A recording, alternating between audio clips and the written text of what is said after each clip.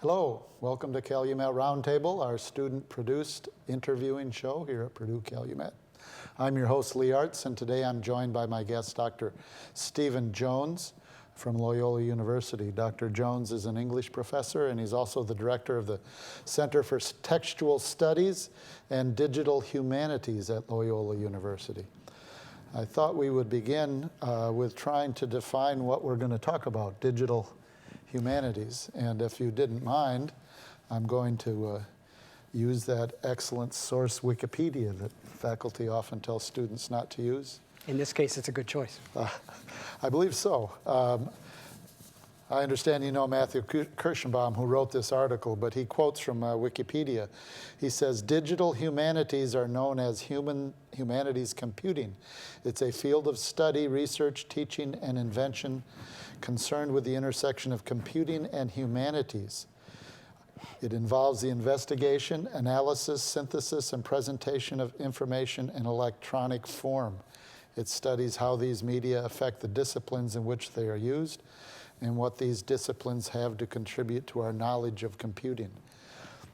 One of the things he notes is that there's no agreement on what digital humanities is. So this is your chance to cement what we're going to define it and what we're going to talk about. Yeah, I'm afraid I'm more interested in the debates than in coming up with one answer to that question. But I actually am contributing to a volume that I think is one of the best in the field called Debates in Digital Humanities, precisely because the debates are so unresolvable in the end and are so interesting in themselves. So, but I think the Wikipedia statement is pretty accurate. The key there is that it's research and teaching and learning at the intersection of the humanities disciplines and computing.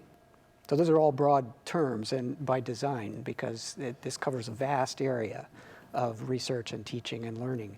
And the humanities computing is the older term. I've actually got a new book coming out in the spring that's about the history of humanities computing going back to the 1940s. Mm-hmm.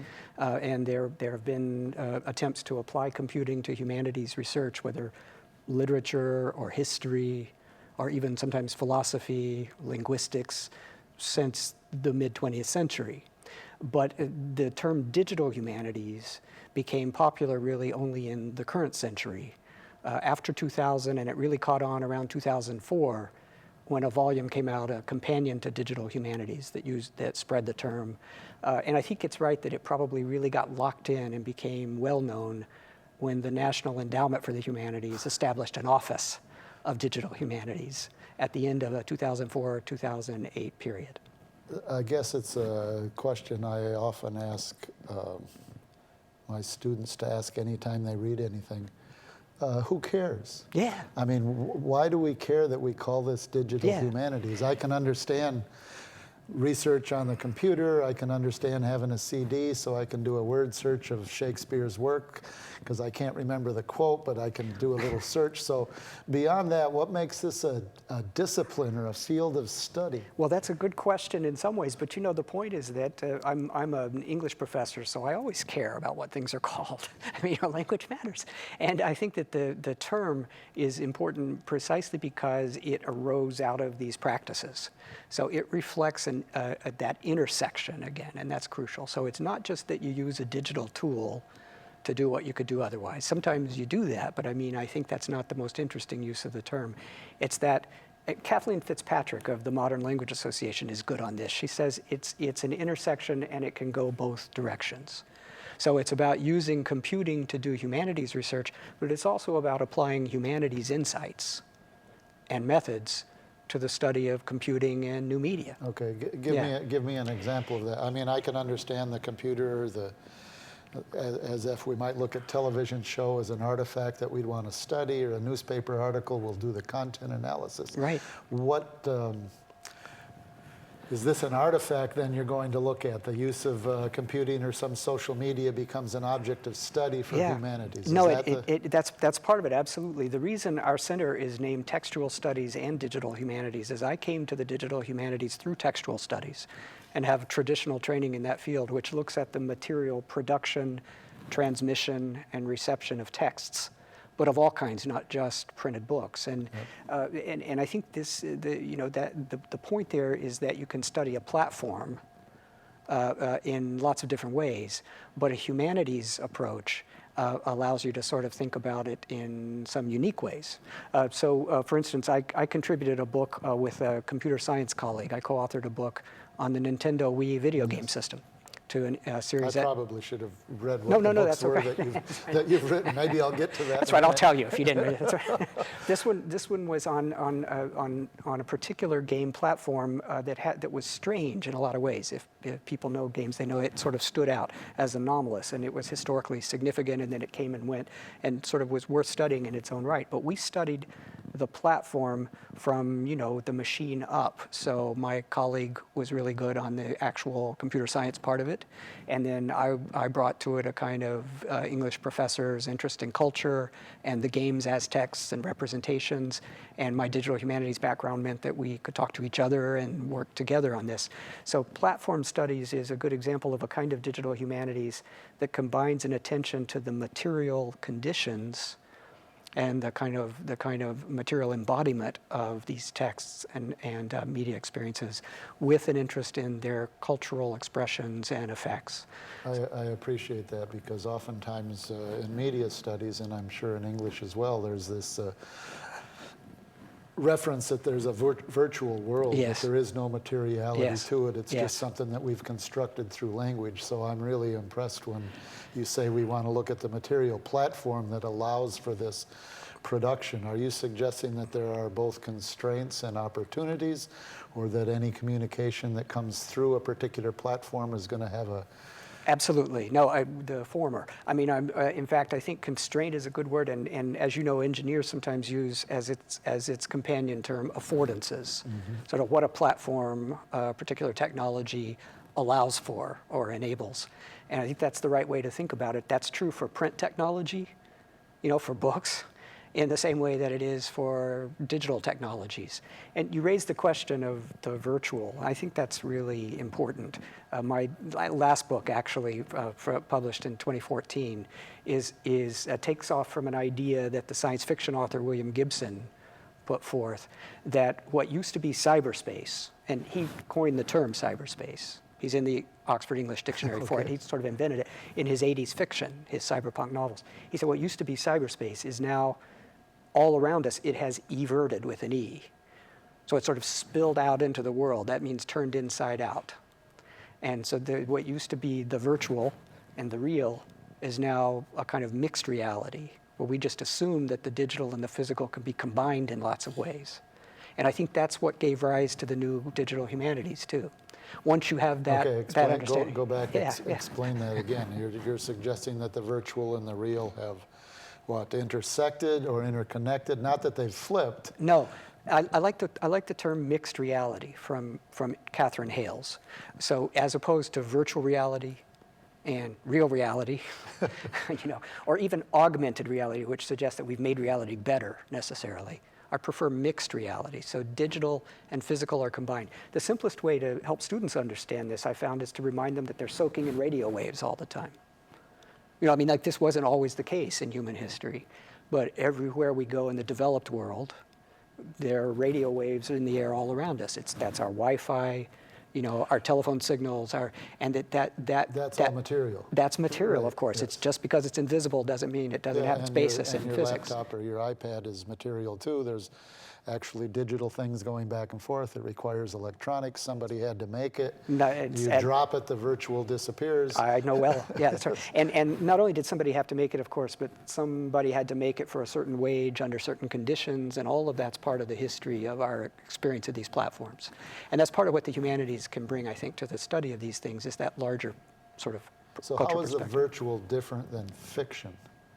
Well, the virtual suggests that they're creating a world that doesn't exist, which is what a fictional world. That's right. But actually, as somebody who's interested in fictions and books, if you think back to that, that's also a mixed reality experience in its way. It didn't foreground that as much, and for a couple of 100 years now, we've emphasized the virtual experience of reading. So much that we tell kids that they escape into books, or it's a good way to journey to another place, right? That's true. Your imagination allows you to do that. But we've, I think, overemphasized that. In fact, you're also paying attention to paper and marks on page, and you're turning one page and another.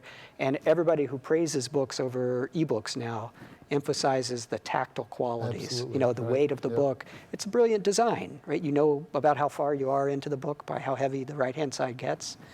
And I think that's a mixed reality. The materiality of the page, the materiality of the delivery system is just as important as I the think we can as the probably text. notice that more when we're talking or when somebody's telling a story, because Yes. you're brought into that reality that has to do with your relationship with the storyteller, how the storyteller moves, the raising and lowering of the voice, all of which one could argue, well, that's virtual because they're telling us a story about another time and place. But It's the embodied. creation It's of that embodied. virtual Yeah, is yeah. in the material That's right. presence of this other person, which That's right. gives it some That's right. which gives it some power.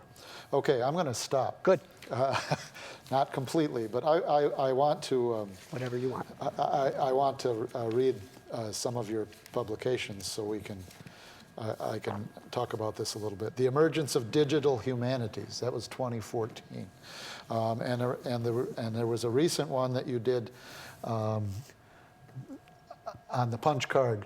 Actually, the Pope and the punch card, Yeah, which yeah. is due out shortly. The priest and the punch card. Yeah, that's actually due out in the spring, so it's just finished, just weeks ago, and the press has it now, and it's in production.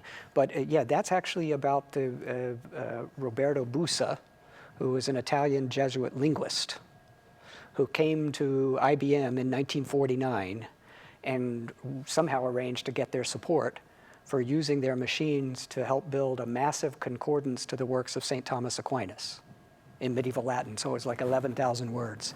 They're Latin. doing this on punch cards. So They were doing it on punch card machines. And of course, that meant that they had a suite of machines. So there were maybe 6 different punch card machines. They would punch the data into the cards, but then they would sort and arrange and do different things with them after they'd produced the cards. So it was an early form of thinking of a text base the way we now think of a database, as something to be analyzed, rearranged, explored, to look for patterns. Right. I mean, we all have heard of people doing this with Google Books Yes. now, for instance.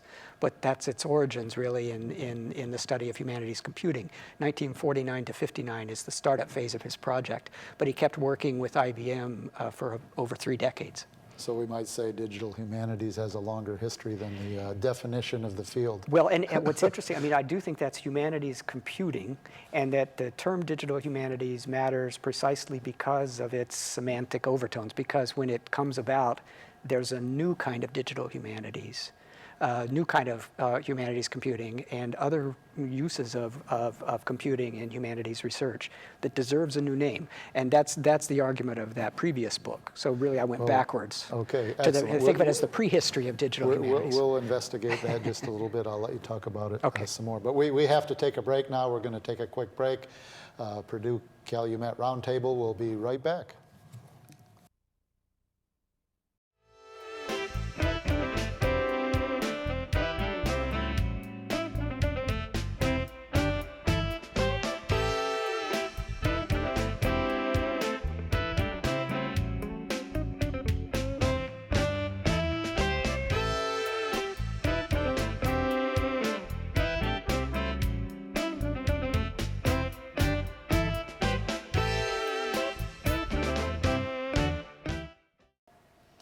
Welcome back to Calumet Roundtable. I'm your host, Lee Artz. I'm joined today with my guest, Dr. Stephen Jones. We're going to continue our discussion on digital humanities. I do want to fill out the record, though. Dr. Jones has written several books, including Against Technology, The Meaning of Video Games, Codename Revelations, the Nintendo Wii platform, which we talked about a little bit earlier, The Emergence of Digital Humanities, which you also referenced, and then the one that's currently in press is Roberto Busa and The Emergence of Humanities Computing, The Priest and the Punched Cards.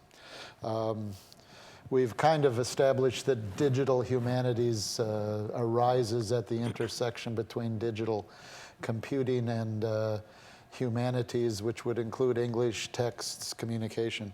And I understood from earlier that we were, or you were explaining that the material platform both constrains and opens up the possibilities for whatever communication or expression that there may be. I'm going to give you the example now because I'm not quite sure what I can do with 140 characters on Twitter. How does that open up a whole new horizon? I always have trouble to speak in less than 140 characters. So I can see the constraint, but explain to me how this opens up the possibilities. Well, I'm not here to praise Twitter, but I use it all the time because everybody else in digital humanities does, and I think that's the key.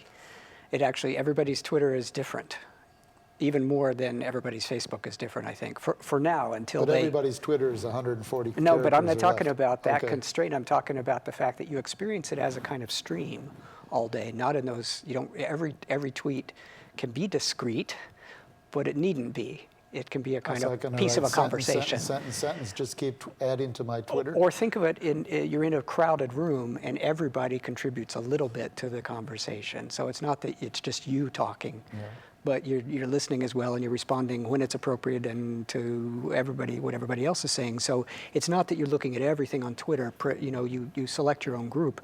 And I use it only, it's almost exclusively professional platform for me because the digital humanities specialists are so active on it.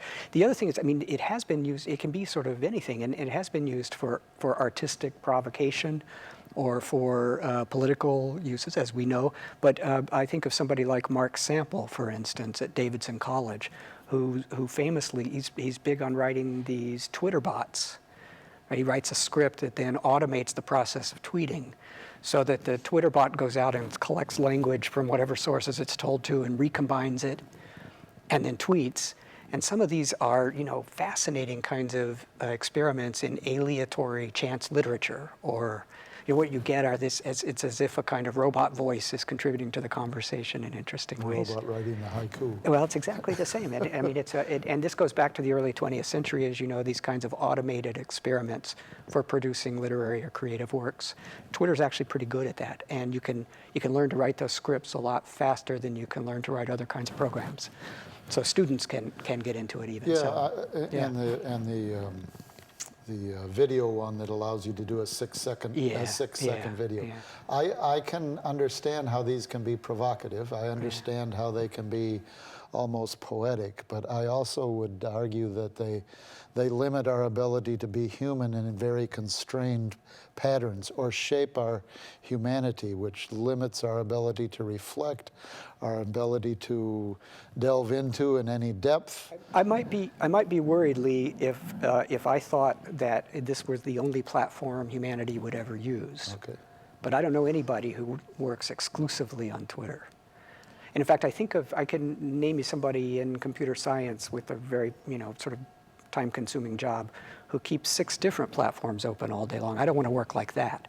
But the fact is that I go back and forth. I think everybody does, from Twitter to other platforms. And if you need to send an email, well, that's the question. I get that. I get an academic, somebody in humanities doing research. And not only. But I would question if we have a culture that's based upon a 6-second video, a Twitter account, something where my relationship's gone and now that's history, meaning it's gone, not meaning it's something we have to learn from.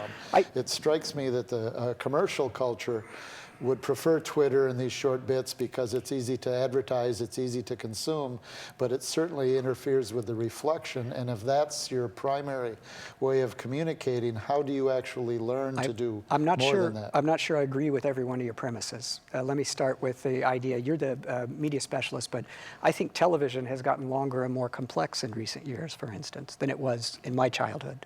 Yeah, the New York Times today says it's social television. Well, it's whatever. And Steve, there've been other arguments about the long form narrative, the longer arc that we see, the ability of people to binge, as it's usually put, actually reflects a very serious fact that they can watch 6 hours of a narrative if they want, when they finally get to it. So that's a sophisticated way to consume a narrative. So I think there's some, I don't know this, you know better than I, but I think some advertisers at least are interested in capturing those eyeballs for a longer period, precisely because the medium makes it possible now to do that in a way maybe it didn't in the era of I Love Lucy. So when you needed the fast. I think the fact that you can use a DVR or some other form to postpone it, change the time and space. But what you're saying, the long form, and the idea that viewers will use Twitter or other accounts to exchange ideas while they're watching a particular TV show. The advertisers love it, and so do the programmers, because the story makes no sense without unless you've got this connection from one episode to another. In my book, The Meaning of Video Games, I have a whole chapter on the TV show Lost. If you remember back then, it was a sort of, it was a show. It wasn't clear that they knew where it was going, that the writers knew what they were doing. But there was a kind of sense of open-endedness, and they totally relied on their viewers going to other social platforms in order to enrich the experience of the show. It wasn't the first to do that, but it was the first to do it for a major commercial network for that kind of mass audience. And I think it was telling in that way. But to go back to, I mean, I think part of the point is, because of these kinds of differences, I'm reluctant to generalize about the attention economy in quite the same way. I think it's probably true that attention has been shortened overall, and we're talking about in developed Western culture, and there are all sorts of caveats there. But I'm not so sure that transfers to every aspect of life, or that it comes with the kind of cognitive losses that some theorists have argued. In one sense, you could argue ADHD is a response to a system, so it's not a handicap. So you it's can actually deal with a it. way to deal with this. But you can't argue that. But anyway, just to finish, I mean, I do think that it's that's part of what people who are literary scholars like myself can bring to the table, is a reminder, to retain this ability to pay attention to long forms, but also to dig deep in the archive and to spend time exploring these things. I don't think that that's necessarily, incompatible with the use of a short form platform. Right. And I just would like to end this bit here by wanting to stress what you say is the material platform, because the material platform isn't always available in a democratic sense to all of us. To everybody, This long-form TV wasn't necessarily initiated for our benefit to be able to think in greater terms as much as it was instituted as a commercial effort to grab a larger audience. And sometimes I think humanities has slipped from that with cultural studies and others, finding these things as if they're divorced from power relations or social relations. And actually, even from a Marxist perspective, that's part of materiality too, right? It goes out from the materials as we think of them to the way they're produced and consumed, and who owns them. That's right. I'd like to end because you have an entire center for textual studies and digital humanities. So I'd like to kind of conclude our conversation here. What's the mission of your center, and what's its current activities? What do you see for the immediate future? Good. The center at Loyola was established as a collaboration among different departments, but especially English and computer science. So we actually had, I was the first co-director with a computer scientist, the same guy who co-authored the book on the Nintendo Wii with me, by the way. So we worked together in other capacities as well. And the whole idea was that this new interdisciplinary field that emerged between 2004 and 2008 needed special attention, and that this kind of space of its own. So we have a small but very interesting MA program, for instance. People come just to get a master's in digital humanities.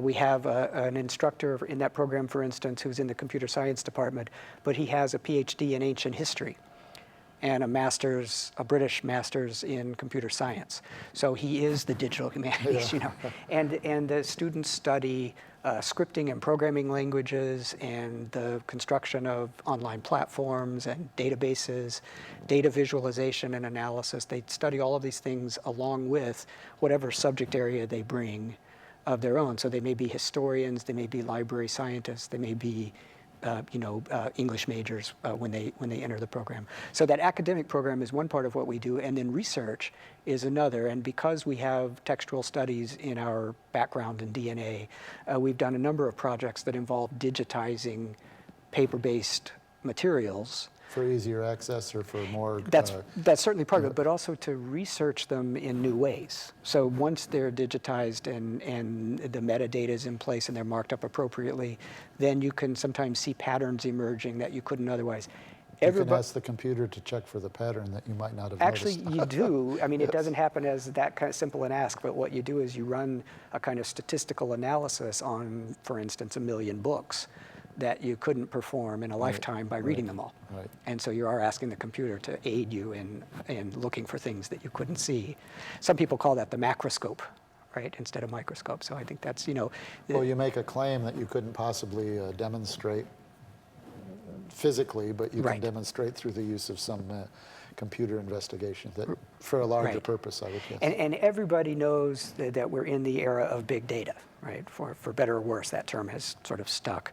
But I think that it's interesting. Humanities data has tended historically to be small data. No. In my field, poem or- you read one poem at a time. You look at that one author, you study something in microscopic detail. So in a way, this is a way of broadening the humanities to a kind of different scale, so that now humanities can move from the microscopic to the macroscopic with the aid of computing, and can look for insights that are only available when you're actually making that move between the two, rather than sticking to one or the other. Well, this is exciting on all kinds of levels. One, to witness or talk about a discipline that's emerging even as we speak, and I also argue that it's an indication that humanities has some purchase, even in a society where there seems to be a move away from the humanities. So I appreciate the opportunity to talk to you. I understand you're going to speak later this afternoon. That's right. And I would like to again remind people that Dr. Stephen Jones has several books: